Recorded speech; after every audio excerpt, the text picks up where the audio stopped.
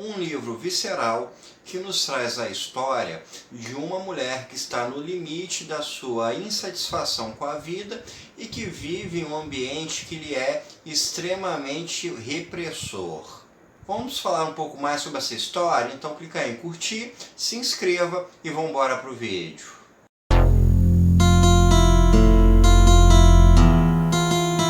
No vídeo de hoje nós vamos falar sobre o livro Morra, Amor, que foi lançado no ano de 2012 pela autora argentina Ariana Harvix. Visceral é uma palavra que me pareceu muito pertinente para definir essa obra, porque ela trabalha justamente com uma ideia de visceralidade do personagem, com uma narrativa que expõe um âmago, que coloca tudo que uma pessoa tem dentro para fora, mostrando o íntimo dessa pessoa. A história nos traz uma mulher casada, que teve filho recentemente e mora numa pequena vila no interior da França. Essa mulher está passando por uma crise muito forte de insatisfação com toda a sua vida. Ela está insatisfeita com o lugar onde mora, insatisfeita com o casamento, insatisfeita com o seu papel de mãe. Ao mesmo tempo em que ela está muito insatisfeita, ela não consegue colocar essa insatisfação para fora e nem consegue mudar toda essa situação em que ela se encontra. Olhando de fora, a gente pode ter aquela velha percepção de por que ela não separa, por que ela não larga o marido, mas essa é uma ideia muito mais simples da teoria do que na prática. No mundo real, uma mulher largar um marido e mais ainda, largar um filho recém-nascido é algo que representa um peso social muito forte sobre ela, e isso acaba funcionando como uma espécie de prisão. E é nessa prisão que essa personagem se encontra. Como existe toda uma série de relações sociais, de estigmas, de condutas morais, ela não consegue se libertar dessa opressão em que ela está vivendo. Então, como se trata de uma personagem com um alto grau de insatisfação e pouca capacidade de conseguir mudar a sua situação, o que a gente tem é uma pessoa que está mais ou menos como um barril de pólvora prestes a explodir. É justamente esse limiar que a Harvix vai trabalhar. Ela trabalha justamente com essa insatisfação batendo de frente com uma realidade que não lhe permite mudar, que não lhe permite buscar aquilo que ela de fato almeja. O livro, então, é um trabalho sobre a psique dessa personagem.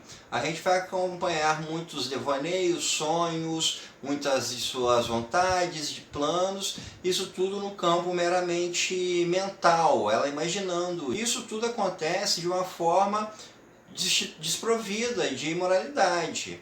A autora tenta justamente mostrar o âmago da sua personagem. E nesse âmago justamente vai existir um lado onde não há uma noção tão bem definida de certo e errado. Apenas um instinto, uma vontade de fazer algo. E essa vontade acaba justamente atropelando essa noção de moral.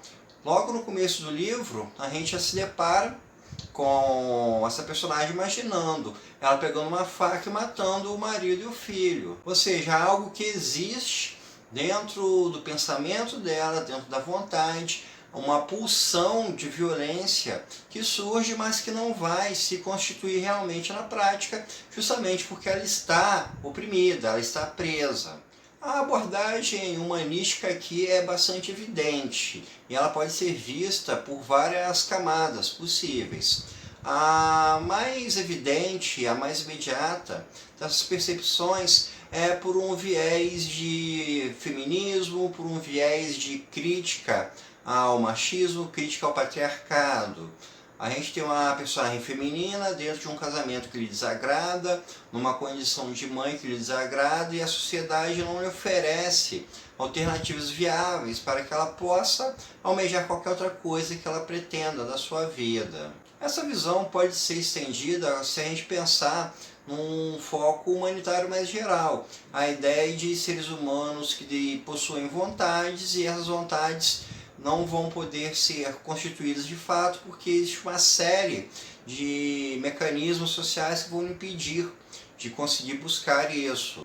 Aí a gente pode pensar nas regras sociais, em ideias morais, em papéis sociais que são pré-determinados, e novamente a questão feminina recai nessa visão, porque essa ideia de regras morais, de comportamentos determinados, são muito mais pesadas para as mulheres do que para os homens. Além disso, a gente pode também traçar uma perspectiva em cima da ideia da moralidade em torno do que essa personagem vem vivenciando. Ela começa a ter uma série de pensamentos, muitos deles focados pelo viés de violência, de uma saída violenta para a sua condição, e aí a gente pode ficar com a pergunta se isso é algo moralmente válido, se pode ser aceitável uma pessoa ter esse tipo de pensamento ou não. É lógico que esse tipo de pensamento ele vai ser aceitável dentro da premissa de que fique apenas contido dentro da vontade da pessoa e não que não se transforme em uma prática real. A autora nos traz então uma visão também com relação a esse contexto de uma perversão do ser humano, de uma maldade inerente, de pensamentos que vão ficar dentro dessa pessoa, mas que todas as regras de conduta moral vão impedir que elas venham a sair. Afinal de contas, nós temos uma personagem que é um barril de pólvora emocionalmente. E se esse barril vier a explodir? E se tudo aquilo que ela pensa, que ela tem dentro de si vier a se constituir de fato em algum momento? Um outro ponto de destaque é com relação ao título do livro, Morra, Amor. O título por si só já nos traz uma definição muito clara dessa relação que ela vive, e principalmente com o único desfecho possível para ela. Nesse estado de opressão que ela se encontra dentro do seu casamento, a única saída que ela pode almejar é a morte do marido. Então, Morra, Amor é uma espécie de grito por clemência, por um grito de liberdade. Uma liberdade que ela não vai conseguir conquistar por sua própria vontade e que ela lança justamente para uma outra entidade, uma outra instituição, fazer com que, por exemplo, algum problema de saúde ou algum acidente venha a tirar o seu marido do seu caminho. Então, pessoal, isso é tudo por hoje. Espero que vocês tenham gostado e até o nosso próximo encontro.